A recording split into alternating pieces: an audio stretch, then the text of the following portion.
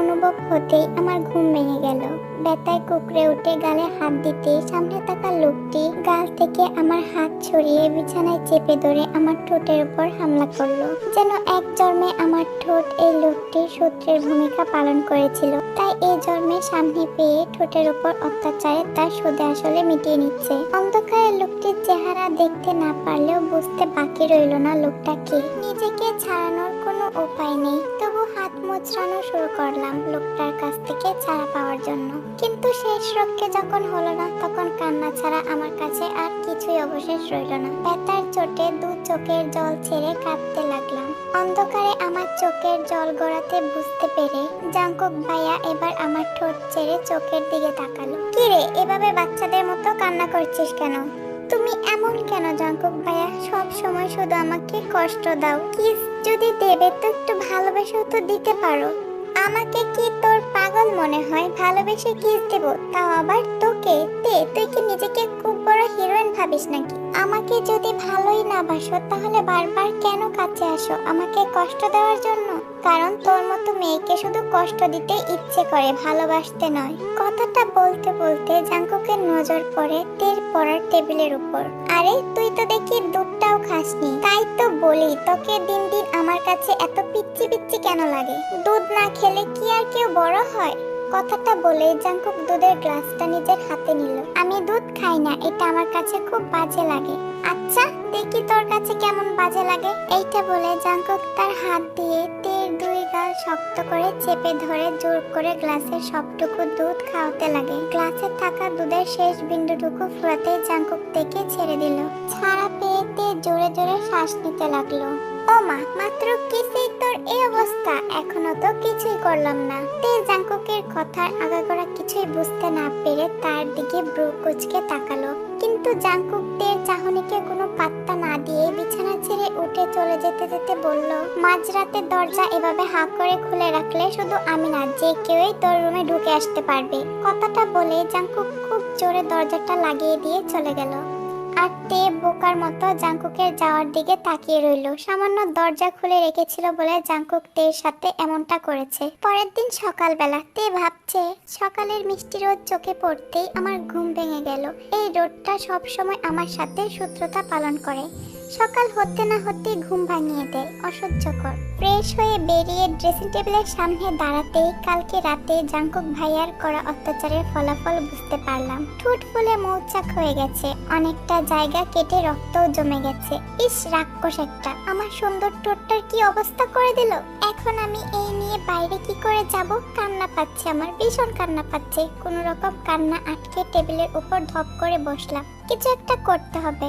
সকাল থেকে ঘর থেকে বের হয়নি, একেবারে কলেজের জন্য রেডি হয়ে বের হলাম। ঠোঁটের অবস্থা সবার থেকে আড়াল করার জন্য আজকে ঠোঁটে ডার্ক লিপস্টিক দিয়েছি। ফ্যাকাশে মুখে তো আর ডার্ক লিপস্টিক মানায় না, তাই চোখেও গাঢ় কাজল এঁকেছি। সব দিক দিয়ে একদম ফিট হয়ে ঘর থেকে বেরিয়ে এসেছি। বসার ঘরে আসতেই মনে হলো, হ্যাঁ আমি আমাদের বাড়িতে আছি।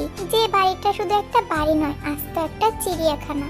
আমার বাবারা 4 ভাই, যৌথ পরিবার হওয়ায় বাড়িতে সদস্য এত বেশি যে কোনো সময় সরকারি লোকজন এসে গ্রেফতার করে নিয়ে যেতে পারে জনসংখ্যা বৃদ্ধির অপরাধে। আমার বড় আব্বুর ছেলে জাঙ্কুক ভাইয়া আমাদের সব কাজিনদের থেকে বড়, আর আমার থেকে প্রায় 8 বছরের বড়। তার ছোট বোন জিমিন আপু আমার থেকে 5 বছরের বড়। এই মুহূর্তে সে শ্বশুর বাড়িতে বাচ্চা কাচ্চা সামলাচ্ছে। আমি টেবিলের সামনে আসতেই থমকে গেলাম। সামনে জাঙ্কুক ভাইয়া খুব মনোযোগ দিয়ে খাবার খাচ্ছে। ইস, প্রতিবারের মতো আজও 100 ভোল্টের ক্রাশ খেয়ে গেলাম। সাদা শার্টটা যেন তার সৌন্দর্য দ্বিগুণ বাড়িয়ে দিয়েছে। গালে খোঁচা খোঁচা দাড়ি দেখে মনে হয় যেন ওনার গালের জন্যই এই দাড়ি। আর চুলগুলো উফ, দেখলেই ছুঁয়ে দেওয়ার ইচ্ছে করে। একটা লোক এতটা সুন্দর কি করে হয়? একটু কম সুন্দর হলে কি হতো?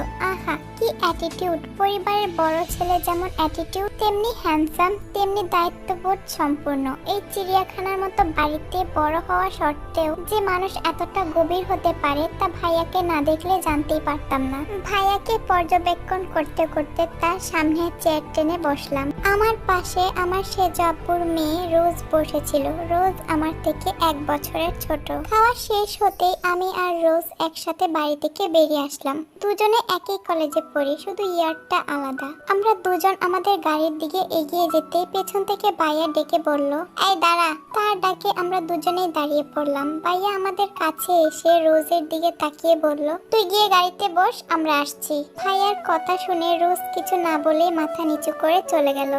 ভাইয়ার মুখের উপর কথা বলার সাহস কারোরই নেই। আমিও মাথা নিচু করে দাঁড়িয়ে আছি। ভাইয়া আমার দিকে একটা রুমাল এগিয়ে দিয়ে বলল, ঠোঁটে লিপস্টিকটা মুছে নে, তোর ঠোঁটে এই লিপস্টিক মানানসই নয়, বিশ্রী দেখাচ্ছে। কথাটা বলেই রুমালটা আমার হাতে দিয়ে ভাইয়া গিয়ে গাড়ির ড্রাইভিং সিটে বসে পড়লো। কিন্তু আমি পড়লাম মহাবিপদে। এই লিপস্টিক আমি তো মুছতে পারবো না। লিপস্টিক মুছলে তো আমার মান সম্মান সব প্লাস্টিক হয়ে যাবে। আর আমার যা ফ্রেন্ড আমার ঠোঁট কাটা দেখলে আমাকে পচাতে পচাতে শেষ করে দিবে। কিন্তু ভাইয়ার কথা না শুনলে যে কঠিন শাস্তি পেতে হবে। ধর, সব চিন্তা ভাবনা দূরে ঠেলে লিপস্টিক না মুছে গাড়ির পিছনের সিটে রোজের সাথে গিয়ে বসে পড়লাম। গাড়ি চলতেই রোজের বকবকানি শুরু হলো। আজ এত ডার্ক লিপস্টিক দেওয়ার কারণ, এত সাজার কি কারণ? আমার চেহারার তারিফ করতে করতে শেষ। কিন্তু আমার সেদিকে মনোযোগ নেই। আমি তো সামনে লুকিং গ্লাসে ভাইয়াকে দেখছি। ভাইয়া বারবার লুকিং গ্লাসে আমাকেই দেখছে। দেখেই বোঝা যাচ্ছে কতটা রেগে আছে তার কথা না শোনার কারণে। যেন এই চোখ থেকে আগুনের গোলা বের করে আমার দিকে ছুটছে। আর আমি সেই গোলকটা হাতে নিয়ে আরো ভালোভাবে গোলক বানিয়ে অন্যদিকে ছুড়ে দিয়ে রোজের সাথে গল্পে মেতে উঠলাম।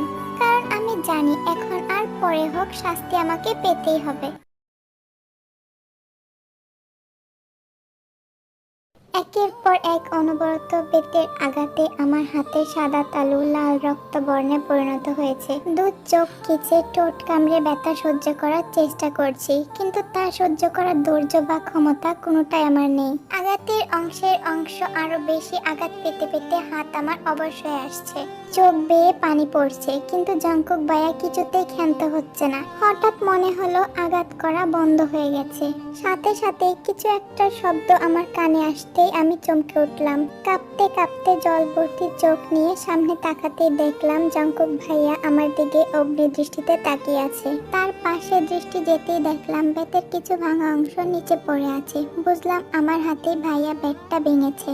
তারপরও রাগ কমেনি, যার কারণে বেত ছুঁড়ে ফেলে দিয়েছে। রাগ কমেনি, তার মানে শাস্তি এখনো বাকি আছে।